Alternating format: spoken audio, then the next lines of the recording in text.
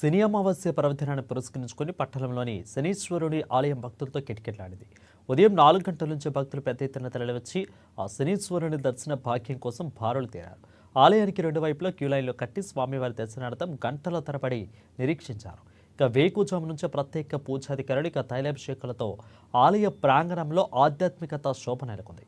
ఆదిలాబాద్ పట్టణం నలుమూలల నుంచే కాకుండా చుట్టుపక్కల గ్రామాలు పల్లెల నుంచి కూడా భక్తులు అధిక సంఖ్యలో తరలివచ్చి శనీశ్వరుని సేవలో తరించిపోయారు. ఇక ఎటువంటి కూడా అవాంఛనీయ సంఘటనలు తావలేకుండా పోలీసులు బందోబస్తుని ఏర్పాటు చేశారు. వినాయక చౌక్ సైడ్ వెళ్లే వాహనాలను దారి మళ్లించారు. ఇక భక్తులకు ఇబ్బందులు తలెత్తకుండా ఒకవైపు రోడ్లను బ్లాక్ చేశారు.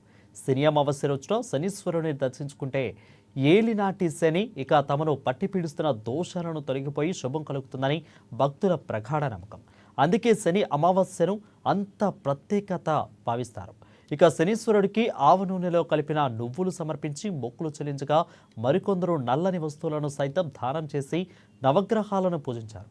అమావాస్య తిథిని హిందూ మతంలో చాలా పవిత్రంగా భావిస్తారు. ఇక అమావాస్య తిథుల్లో శని అమావాస్య చాలా ప్రత్యేకమైనది. శని అమావాస్య ప్రతి సంవత్సరం 1 లేదంటే 2 సార్లు మాత్రమే వస్తుంది.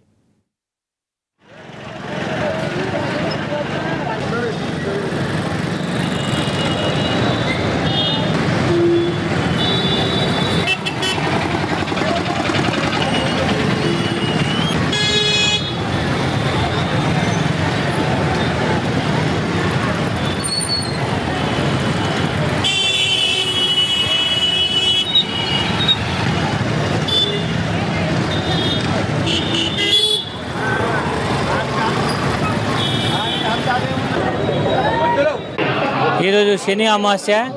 మన ఆదిలాబాద్ ప్రజలందరికీ శని అమావాస్య శుభాకాంక్షలు.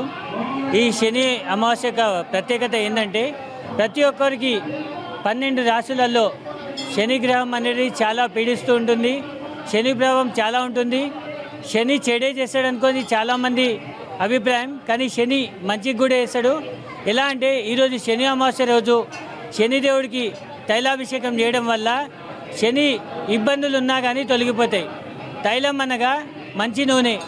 ఈరోజు అమావాస్య సందర్భంగా నిన్న రాత్రి 8 గంటల సమయంలో అమావాస్య వచ్చింది. ఈరోజు సాయంత్రం వరకు అమావాస్య ఉన్నందున జనాలు భారీగా చాలా దూరం నుండి వస్తున్నారు. మహారాష్ట్ర, ముంబై అటు సైడ్ నుంచి కూడా వస్తున్నారు. దర్శనానికి కూడా కనీసం 3 గంటల సమయం పడుతుంది. ప్రజలకు ఇబ్బంది పడుతున్నందుకు క్షమించాలి.